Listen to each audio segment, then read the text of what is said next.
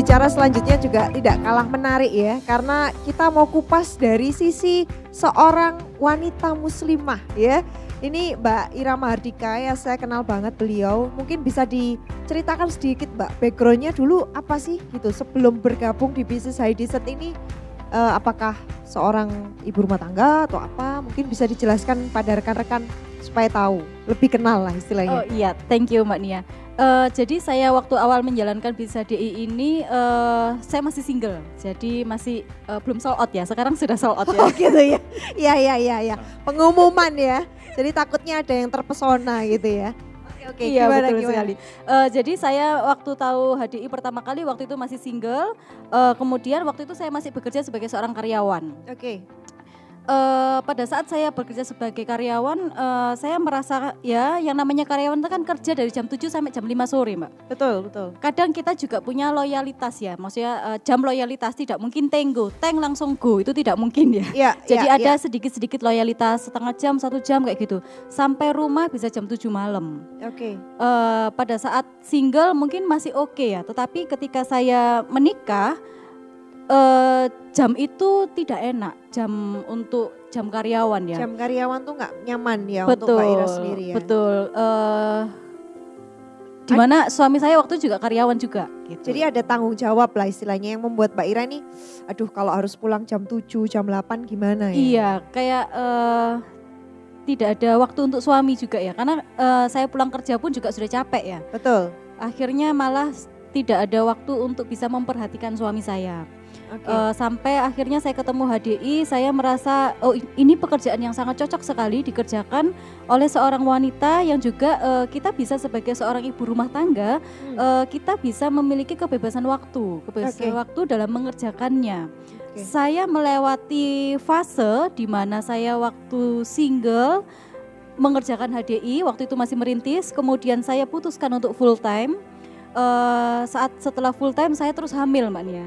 Jadi setelah menikah langsung hamil ya. Produk HDI ya? Iya karena waktu masih Langsung single ya? itu sudah minum produk HD, suami saya juga minum produk HD. Jadi ternyata ya alhamdulillah ya. Alhamdulillah langsung dapat rezeki ya? Iya langsung dikaruniai seorang anak. Saya melewati fase di mana saya hamil juga ternyata juga bisa mengerjakan bisnis ini. Sampai anak saya saat ini usia 6 tahun itu pun saya masih juga bisa mengerjakan bisnis ini. Saya mengerjakan saat awal-awal merintis, anak saya itu usia masih baru lahir 1 bulan 2 bulan, belum 1 tahun juga saya mengerjakan. Fase ini saya sudah lewati. Sehingga saat ini saya baru bisa berkata, wih bisnis HDI ini keren banget, justru cocok sekali dikerjakan oleh seorang ibu rumah tangga, seorang wanita muslim yang mana kita juga bisa mempunyai tanggung jawab terhadap anak, tanggung jawab terhadap suami. Yes. Karena yang di luaran sana terjadi adalah istilahnya apa ya, wanita muslimah itu kan ibaratnya harus mengerjakan tanggung jawab sebagai seorang ibu rumah tangga tentunya, tapi juga istilahnya kita tetap bisa berkarya gitu ya. Iya betul sekali, dan kerennya di HDI juga kita juga bisa berkarya, belajar untuk berbisnis loh, kerennya. Jadi kita juga tidak hanya sekedar ibu rumah tangga, tetapi kita ibu rumah tangga yang punya bisnis. Nah itu kan keren Mbak. Keren banget ya penjelasannya ternyata. Oke Mbak, saya nih juga banyak ya istilahnya banyak mendengar di luaran sana sebagai ya terutama kita ya sebagai seorang muslim, ya nggak hanya muslim sih, kebanyakan ada banyak suami itu melarang istrinya untuk melakukan aktivitas di luar rumah gitu ya, istilahnya menghasilkan. Jangankan yang menghasilkan, yang nggak menghasilkan aja juga dilarang gitu loh, maksudnya dibatasi gitu kan. Ibaratnya nggak boleh begini, nggak boleh begitu, harus di rumah aja seperti itu. Tapi kok apa sih maksudnya alasan terbesar Mbak Ira juga tetap mau ingin menjalankan bisnis ini? Yang pertama karena saya sendiri, saya pribadi, saya perlu yang namanya dana berjaga-jaga Mbak Nia. Karena saya bersyukur ya suami saya tidak melarang saya dalam berkarir atau bekerja. Tetapi itu pun saya betul-betul bisa memanfaatkan, betul-betul saya juga tidak sembarangan, tidak terus kemudian seenaknya sendiri gitu ya. Istilahnya nggak tahu waktu atau apa. Iya betul. Saya tetap dalam rule-nya, aturannya, tetapi kita tetap bisa menjalankan sebuah bisnis, sebuah usaha. Alasannya apa? Karena saya mempersiapkan dana berjaga-jaga. Oke. Kenapa? Karena saya tidak pernah tahu siapa dulu yang akan dipanggil Allah ya Mbak ya. Apakah suami saya atau saya lebih dulu. Tetapi seandainya ada apa-apa dengan suami saya sudah memiliki dana berjaga-jaga. Atau seandainya ada apa-apa dengan keluarga saya. Atau mungkin saat ini kan saya bersyukur ya Mbak Nia, saat ini saya sudah berada di bisnis HDI ini sudah memiliki pendapatan yang cukup lah ibaratnya. Iya, betul. Dengan masa pandemi corona seperti ini, saya dengar juga banyak yang suaminya yang awalnya itu manajer perusahaan, terus kemudian income-nya itu sebulan 80 juta per bulan. Istrinya dan anaknya hidup dengan kemewahan cukup ya, kehidupan yang sangat layak sekali. Terus kemudian tiba-tiba suaminya dirumahkan. Gila ya, keren. Ya ngerti pendapatan yang setiap bulan mereka dapatkan sebulan 80 juta menjadi nol. Ya, kalau kita tidak mempunyai dana berjaga-jaga, itu begitu benar-benar berasa banget ya. Maksudnya, banget. Alhamdulillah Mbak Ira sudah bergabung di HDI, meskipun saya tahu juga ini ya background Mbak Ira ini suaminya sudah bekerja di salah satu perusahaan yang cukup terkenal dengan posisi yang cukup mumpuni Bapak Ibu rekan-rekan. Jadi bukan berarti Mbak Ira ini mohon maaf secara finansial tuh kurang gitu ya, lebih dari cukup. Tapi ya seperti yang diceritakan tadi ya Mbak ya, maksudnya di luaran tuh banyak yang seperti itu kejadiannya ya. Iya betul sekali. Jadi selain itu saya juga selain seorang istri, saya juga sebagai seorang anak Mbak Nia. Saya juga punya orang tua.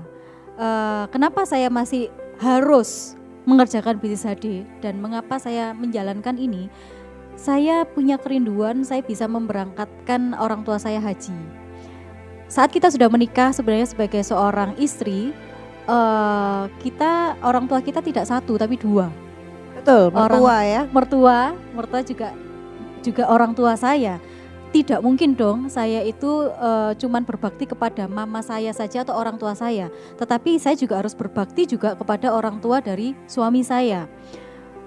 Saya punya kerinduan sekali saya bisa memberangkatkan orang tua saya, mertua saya, keluarga saya bisa berangkat haji bersama. Yang mana saya tidak hanya mengandalkan dari gaji suami, tapi saya bisa berjuang mendapatkan sendiri dari hasil saya. Itu sebuah kepuasan non materi yang mungkin tidak bisa dinilai dengan rupiah ya Mbak Nia. Alhamdulillah ya, ini luar biasa ya. Mungkin di luaran sana juga banyak para wanita yang juga ingin punya pendapatan pribadi yang bisa diberikan ke keluarganya. Kadang-kadang kan kalau jatah dari suami ini kan ibaratnya dapurnya bisa terganggu ya, betul ya? Betul sekali. Ini yang ibu rumah tangga. Tapi dengan istilahnya bisnis HDI set, waktunya juga bisa diatur seperti itu ya. Mbak Ira tadi menjelaskan lebih fleksibel ya. Lebih fleksibel sehingga tetap bisa berkarya dan dapat pendapatan. Oke, kalau dari sisi Islamnya sendiri mungkin bisa ditambahkan Yudi atau Dr. Eli, maksudnya wanita muslimah itu bekerja itu sebenarnya gimana sih pandangannya kalau dari sisi Islamnya? Mungkin Pak bisa di-sharingkan. Ya, mungkin banyak kita ketahui ya dalam sejarah Islam bagaimana Rasulullah itu ketemu dengan Ibunda Siti Khadijah itu. Ibunda Siti Khadijah itu juga salah satu pengusaha perempuan pada saat itu dan memang kaya raya. Yes. Jadi sebelum kenal Nabi, beliau ini juga saudagar dan juga pengusaha. Begitu kenal Nabi dan Nabi ini juga apa? Pengusaha juga. Pengusaha juga. Nah ini yang apa ya? Sebenarnya di dalam konteksnya Islam itu wanita itu boleh saja berusaha, boleh saja bekerja, asalkan mendapatkan izin dari suaminya. Nah itu yang akan apa ya? Mendapatkan keberkahan dan istilahnya itu bekerjanya perempuan ini ketika keluar rumah itu diridhoi oleh suaminya. Ya. Nah, yang jelas itu konteksnya aja perlu digarisbawahi, minta izin dulu sama suaminya. Dan saya yakin kalau dengan penjelasan apa yang diuraikan oleh Bu Ira tadi untuk berjaga-jaga itu sangat masuk akal sekali. Ya, ya. Dan itu sangat mendukung sekali. Dan kita tidak pernah tahu apa rencananya Allah itu terhadap maaf ini ya, terhadap pasangan hidup kita. Atau maaf nih ya kata ibu-ibu tadi. Dari sisi laki-laki nih Pak istilahnya. Iya. Kenapa kok nggak mau ngizinin gitu? Kalau nggak mau ngizinin. Itu kalau saya sih, itu keego-egoan daripada laki-laki. Laki-laki itu memang sombong Bapak Ibu sekalian. Mas jangan kamu kerja, istriku di rumah aja ngeramut anak. Nah itu kesombongannya bapak-bapak itu di situ. Padahal loh Bapak Ibu sekalian. Kalau kita, istri kita, pasangan hidup kita itu bekerja, itu suatu nilai plus. Itu yang pertama. Terus yang kedua, ini kita tidak pernah tahu loh, kita ini besok ini bisa hidup atau besok ini bisa sehat. Maaf nih ya, kita tidak pernah tahu apa itu rencananya Allah. Besok bangun tidur moro-moro gacok tangi, terus metot, aduh kena stroke. Loh itu betul. Mendadak. Atau berangkat kerja mungkin kecelakaan. Ya, na'udzubillah min dzalik, tapi itu terjadi di luaran sana banyak sekali. Betul, dan itu kita harus mempunyai apa ya istilahnya itu mempunyai banyak gambaran di luar sana yang kita bisa tarik nilai apa ya positifnya seperti itu. Kalau biarpun lah warisan kita itu maksudnya kekayaan itu masih banyak. Banyak, sekaya apapun kalau tidak didukung dengan istri yang punya keahlian ataupun punya entrepreneur, maaf ya, itu akan habis untuk biaya hidup, untuk menghidupi anak, untuk membebani anak sekolah, untuk biaya hidup, akan habis itu semua. Yes. Nah, itu salah satu untuk berjaga. Sebenarnya itu yang dikatakan apa ya, bisnis DAD itu sangat enak-enak sekali, fleksibel, dan itu yang penting. Wow, luar biasa sekali ya Pak Yudi. Thank you sudah dibantu diingatkan ya untuk Anda para suami di luar sana. Jangan melarang ya. Maksud saya begini, mungkin yang dikhawatirkan itu kan kerja di kantoran yang pulangnya bisa sampai malam lembur apa nggak pulang-pulang gitu ya. Ini kerja atau apa ya nggak pulang-pulang ya. Maksudnya di HD ini benar-benar saya lihat Mbak Ira ini nyaman banget ya. Kayaknya saya mengenal beliau ya, dekat ya. Maksudnya sebagai seorang pribadi, teman ya. Kayaknya gimana Mbak, bisa dijelaskan kerjanya di HD itu seperti apa sih sebenarnya Mbak? Kalau waktunya apa, gimana ngaturnya, seperti apa? Iya, secara bisnis di HDI ini sangat fleksibel sekali. Kenapa? Karena kita sendiri sebagai pengusahanya. Jadi semua kembali lagi, kita ini mengerjakan bisnis HDI ini sebagai sebuah bisnis atau sebagai sebuah ya pekerjaan sampingan gitu ya. Kalau pekerjaan sampingan kan dikerjakan di sela-sela waktu luang. Tetapi ketika orientasi kita terhadap sebuah bisnis, maka saya adalah entrepreneur, saya adalah pengusaha. Sebagai pengusaha kita mempunyai yang namanya manajemen waktu. Manajemen waktu kita mempunyai yang namanya waktu-waktu prioritas. Nah, enaknya di Bisa DI karena saya pengusahanya, karena saya entrepreneurnya, sayalah yang mengatur waktunya, sayalah yang mengatur prioritas mana yang lebih saya dulukan. Itu kenapa saya senang sekali di HDI, saya bisa membagi waktu saya kapan untuk anak saya, kapan untuk suami, kapan mungkin saatnya weekend kita family time. Itu ya. Itu tidak terhilangkan ya, tidak dihilangkan. Sebenarnya di bisnis HDI ini kita tidak menghilangkan masa-masa kebersamaan bersama keluarga, tidak, kita hanya menunda saja, tetapi kita menggantikan dengan hal yang lebih indah, lebih bagus. Nah itu keren banget. Waktu itu saya bisa mendapati statement ini Mbak Nia. Waktu itu anak saya usianya masih 2 tahun. Ada rekan saya yang bilang gini, kamu itu anak masih usia 2 tahun, itu kan gold age-nya ya. Lucu-lucunya anak kok malah ditinggal mengerjakan bisnis HDI gitu ya. Kamu ndak sayang nih waktu bersama anakmu yang masih lucu-lucunya, gemesinnya di ngangen-ngangenin gitu ya. Tapi saya mendapatkan sebuah pemahaman bahwa saya tidak menghilangkan kebersamaan saya, kebahagiaan saya dengan anak saya, tetapi saya hanya menunda mengganti yang lebih indah. Nah, alhamdulillah saat ini ketika anak saya sudah usia 6 tahun, maaf ya, maksudnya bukan bermaksud sombong ya. Anak saya minta apa, saya alhamdulillah bisa memberikan. Alhamdulillah, ini juga salah satu prestasi yang luar biasa. Dan saya mengenal dekat beliau dan tentunya istilahnya begini, ada statement di Islam ya, ini cukup kental sekali bahwa seharusnya umat Islam terutama muslimah ya, madrasah pertama ya atau sekolah pertama di keluarga adalah seorang wanita. Nah, saya setuju sekali nih Mbak Ira sudah memaparkan bahwa bisnis ini waktunya fleksibel. Nah, mungkin ada alasan lain yang selain itu Mbak, maksudnya untuk menjalankan bisnis ini. Iya betul, statement Mbak Nia tadi mengenai pendidikan pada anak ya. Betul.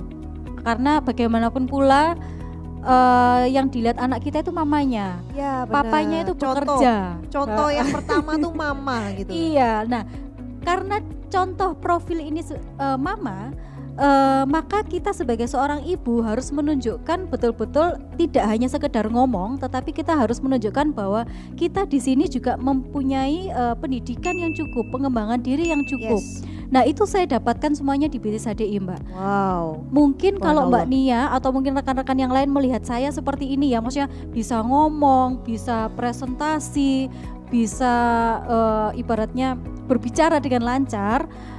Dulu saya tidak seperti ini Mbak Nia. Ya, makanya saya bilang statement di awal saya kenal beliau dekat ya. Iya, Ini betul. perubahannya cukup drastis ya, dalam arti banyak hal yang berubah. Saya gitu ya, merasakan secara betul-betul. positif. Iya, saya merasakan betul-betul di bisnis HDI ini tidak sekedar bisnis, tidak sekedar kita mencari pendapatan, tetapi di bisnis HDI ini kita mendapati sebuah pertumbuhan diri, sebuah pengembangan diri, pendidikan yang juga kita bisa dapati di bisnis HDI ini. Kenapa? Karena dulu saya mindsetnya sebagai seorang karyawan. Kalau karyawan itu kan ada tingkatan karirnya ya. Jadi ada sebagai seorang staff, terus kemudian naik lagi jadi manajer, asisten manajer ya, terus naik jadi manajer, naik jadi direktur gitu ya. Ya. Enak ya kalau kayak gitulah. Saya juga kepingin sebenarnya kayak gitu. Tapi ternyata di HDI pun itu kita bisa mendapatinya sebuah jenjang peringkat, jenjang prestasi yang bisa kita dapati di bisnis ini. Sebagai contoh, saat awal saya menjalankan bisnis ini, saya diajarkan untuk menjadi seorang presenter dan trainer. Alasannya apa sih kok harus jadi presenter, kok harus jadi trainer? Ternyata di situ diajarkan bagaimana kita bisa menumbuhkan diri, bisa menjelaskan, bisa mempunyai kepercayaan diri. Awalnya jenjang karir, jenjang pendidikan yang saya tahu di HDI sebagai presenter, sebagai trainer, kemudian kita bisa menjadi seorang pembicara lokal, naik lagi pembicara nasional, itu kan pembicara RTS gitu ya. Ya. Terus kemudian pembicara internasional di panggung BES kalau mungkin rekan-rekan tahu ya. Ya. Jadi itu awal dasar saya kenapa saya tetap bertahan di bisnis HDI. Kenapa? Karena ada jenjang pendidikannya, jenjang pertumbuhan diri yang terus ditingkatkan. Selain itu ada juga tingkatan peringkat Mbak Nia. Ya. Di bisnis HDI ini ada jenjang peringkat yang bisa kita dapati sebagai seorang manajer, sebagai seorang diamond leader, sebagai seorang eksekutif diamond leader. Nah kayak Pak Yudi ini sebagai eksekutif diamond leader. Saya waktu itu masih awal-awal, saya belum mempunyai peringkat apa-apa. Saya sebagai seorang manajer, wih bagaimana ya caranya menjadi seorang eksekutif diamond leader. Ternyata pada saat menuju eksekutif diamond leader itu harus disertai dengan pertumbuhan diri kita. Buku apa yang sudah dibaca, CD apa yang sudah didengarkan, Yes. pertemuan apa yang sudah diikuti dihadiri, ya. betul. Nah itu betul-betul melekat pada saya. Oke, saya ingin menjadi seorang eksekutif diamond leader.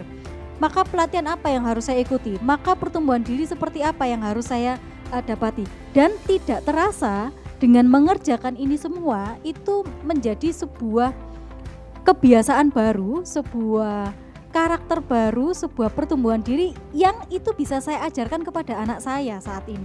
Jadi nggak hanya nyuruh, ayo kamu belajar gitu, mamanya juga belajar. Iya, ya. Luar betul biasa. sekali. Kadang-kadang ini anak-anaknya di luaran sana tuh anak-anaknya nggak mau belajar karena mamanya nonton TV ya sambil kamu belajar loh gitu, tapi dia nonton Iya. TV. Dan juga tidak kalah menariknya Mbak Nia, saat ini kan di HDI kita hampir setiap minggu, setiap pertemuan kita selalu bisa mengikuti acaranya Pak Julianto untuk parenting. Yes. Nah itu keren banget, itu parenting itu tidak hanya sekedar materi, tetapi kita bisa mengaplikasikan di kehidupan keluarga kita masing-masing. The one and only Heidi Set Indonesia, luar Iya. biasa.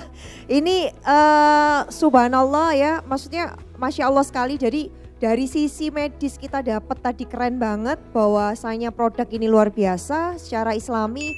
Dari sisi bisnisnya pun itu udah syariah banget, halal dan thayyib.